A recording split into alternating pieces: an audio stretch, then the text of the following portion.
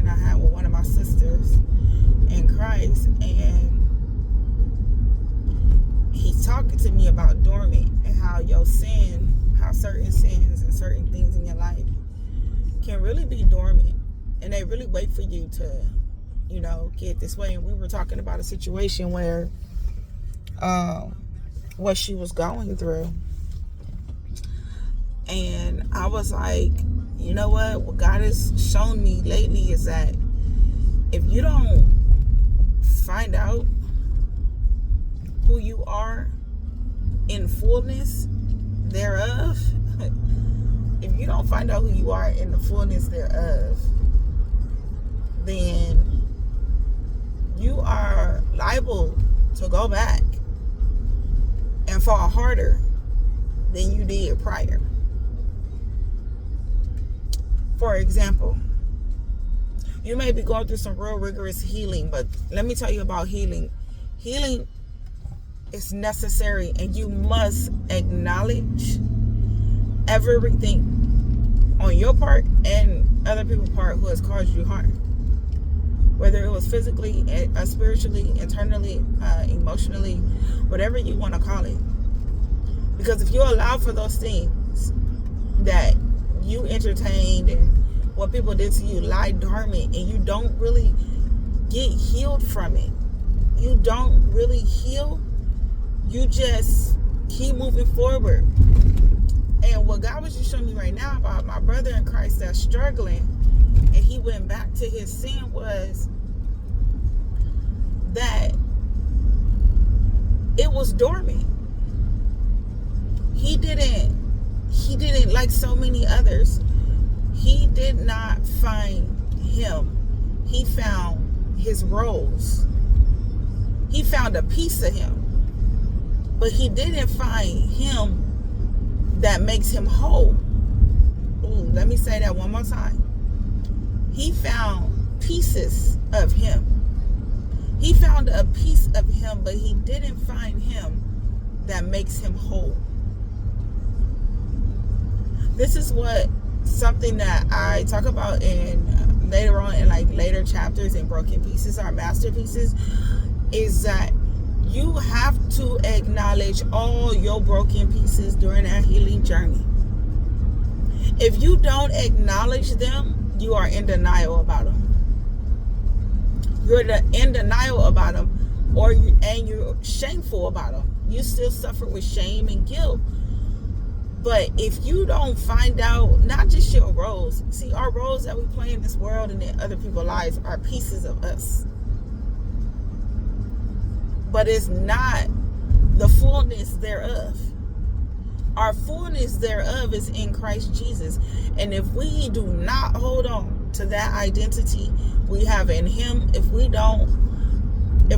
do not discover what that is in him, who he created us to be, it's amazing. Let me tell you something else that could be dormant. Your purpose. Just like your sin. I know. You like how? Easy. You've been in denial of who you are because of who God created you to be, because you probably was holding on people's opinion and really cared about what people thought about you. You were probably very codependent like I was. You probably actually ran your life and did certain things and had certain actions and made decisions based upon if somebody was going to approve you and accept you or not. So you still dealing with people accepting you, but God accepted you. And you probably the one that's have a lot of negative self-talk towards yourself. So because you have that negative self-talk towards yourself, what you're doing is actually you're putting dormant, because most of the time we are afraid about our purpose to what it is, because it never looks like what we desired or ever wanted or dreamed about. But in actuality, that's true. It never does look like what you desire and what you dreamed about. It looked like what God desired for you and what he dreams about and what he wants for you and his will for his life. And it's always beyond what you could ever imagine or think of. It's always way bigger than that. And most people who go through the healing process and they actually heal that wholeness and they find their identity in themselves and they really allow for God to heal them through their their pain and heartaches and hiccups and all of those things, when they really do find that, they actually be like, yo, this is the best life I've ever lived in my life. This is the best I've ever lived in my life, because it's something that beyond their imagination, they didn't think that God would do it. Sometimes it's a career change. Sometimes it's a whole 360. Sometimes it's an overwhelming flow of joy to where they wake up and they smiling. They go to bed and they smiling. When the storm hit, they smiling. It's so much that we don't ever imagine that. We think it's all materialistic, but it's not. And so I want to just give you encouragement today. This is just an encouraging word for the beginning of this week and the beginning of this year, because balance, this is where balance comes in at, y'all. And I know I said we were going to be talking about balance in 2020 and this year in 2025, but this is what balance looks like. You can't have pieces of you and then expect to go out in the world and God to use you. He needs all of those pieces. And you got to be able to find you. So if you're in an addiction and you like, I don't know what to do now because I'm in the world and it's just, I'm in the world. Like, I don't know. And then you find yourself having those same urges again. What hobby did you pick up? I know that sounds real cliche. Like, I don't want to pick up no hobby. Then you don't know who you are. You don't know. You're the same person that in recovery, whether it's a sex addiction, a porn addiction, masturbation, whatever it is. I don't know, a drug addiction, alcoholism, whatever kind of addiction, people pleasing, codependency. Whatever addiction you have, if you have tendency of going back to that, that's because you don't know you. You still have something within you that's willing to entertain that because you haven't figured out who you are. And so many times we be like, I know me. I remember I told my son that, and he 11, and he started acting a certain way and saying stuff, and I was like, you know why you doing that? Because you don't know who you are. He was like, I know who I am, mama. I said, boy, you 11. You ain't even lived no life. But that's the attitude that we take. Kids teach us. That's the same attitude that we take on, I know who I am. Can't nobody tell me nothing because I know who I am. I know who I know. Why? Because I used to take on that same stubborn and prideful and arrogant and egotistical attitude. Being an alpha female. I'm super Miss Independent. I know you ain't got to tell me nothing. I could do X, Y, and Z.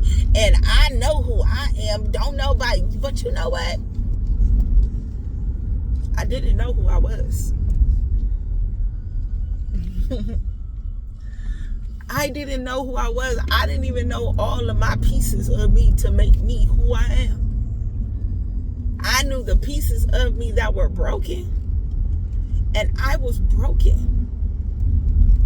My pride was sticking up because it was my defense mechanism. See, we think people just have pride just to be, prideful. Nah, pride comes from comes from people who were hurt, broken, and it becomes their defense mechanism.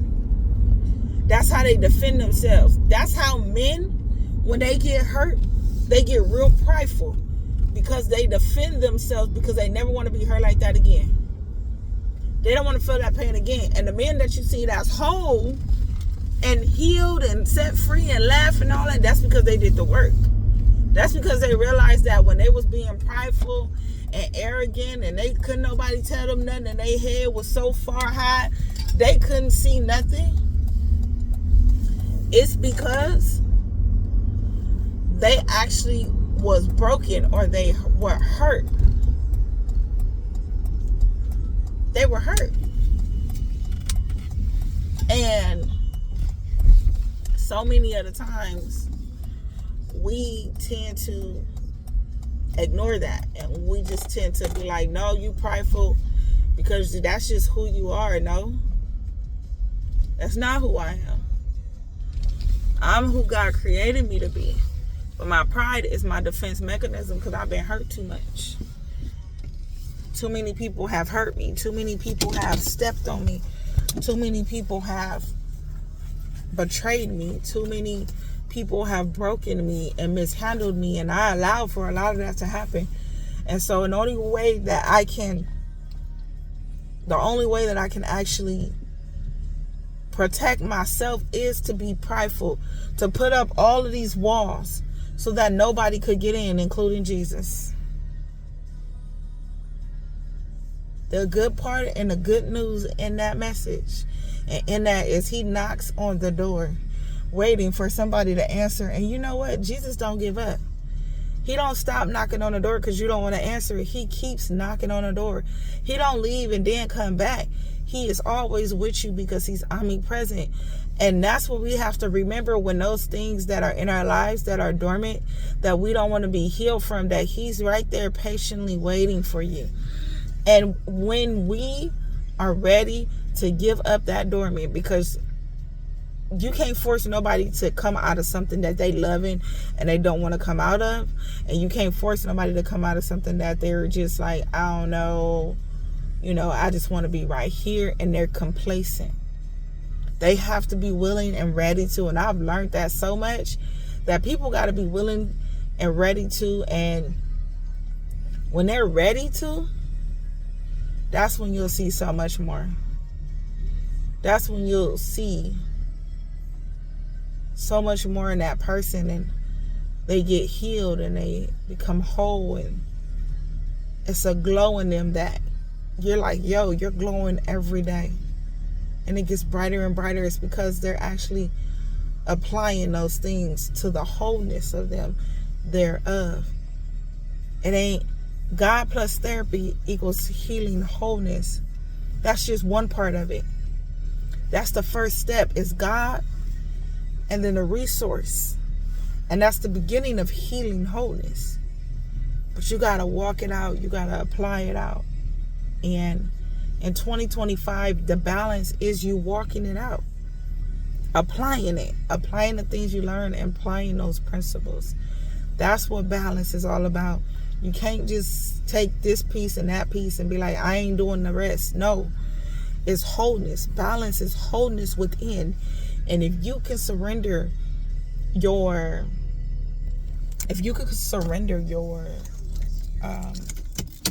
life, the things that are, and we act like we don't be knowing, so then when we go to therapy, we like, I don't even know why I'll be doing this. Yes, you do know.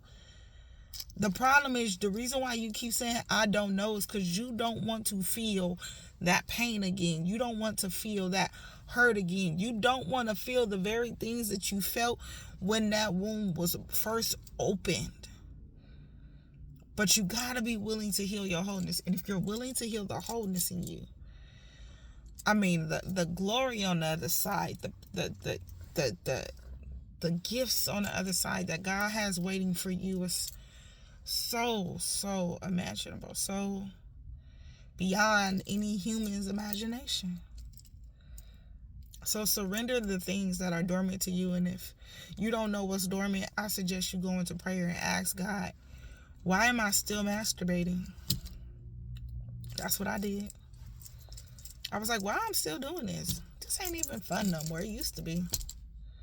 And God was like, yeah, because you didn't want to deal with the hurt and pain. That was your drug. And I did. And I was like, you know what, God? I don't want to do this no more. And sexual impurity and immorality is so heavy in our world right now. So many people are not willing to admit the reason why they dibbling and dabbling in that.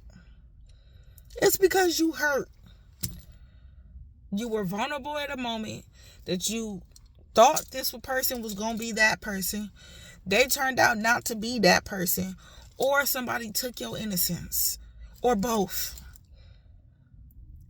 And you just don't want to deal with it. Or you're exhausted and you're tired of wearing your heart on your sleeve and getting hurt over and over and over again. Well, you need to learn how to guard your heart. But that's it. I had to unlearn. And those were the things that was dormant. what was dormant and waiting, and God, and I was like, God, why is this here? I don't want to suffer with this when I leave. I don't want to suffer with this when I get back into the world and we live in life. I don't want to suffer with this. I don't want to do this anymore. This ain't fun no more. This ain't desirable anymore. And God started to show me, like, that's what I wanted. This is what I wanted from you.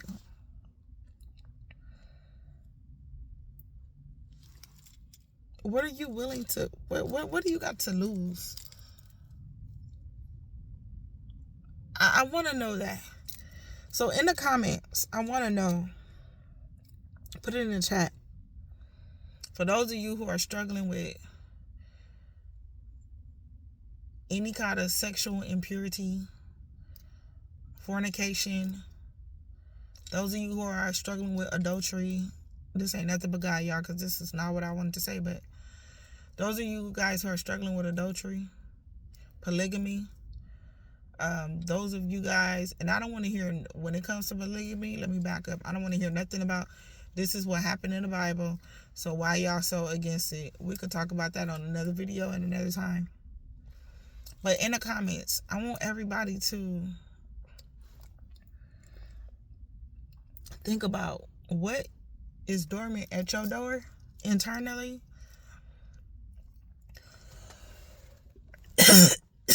And think about, what do you have to lose if you surrender it to God? Those of you who are not believers or haven't turned your lives over to God yet, I want to know in the comments, and every subject and every topic y'all put in the comments, I promise you we're going to go over them, because I want to know, what do you have to lose to surrender your life and give it all over to God? All your hurts, pains, hiccups, and hang-ups and habits, all of your brokenness, so that he can make you a new creation, so he can make you his masterpiece.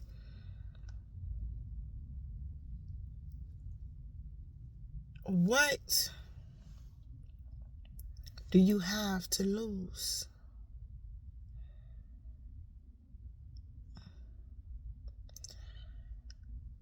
Have a blessed day.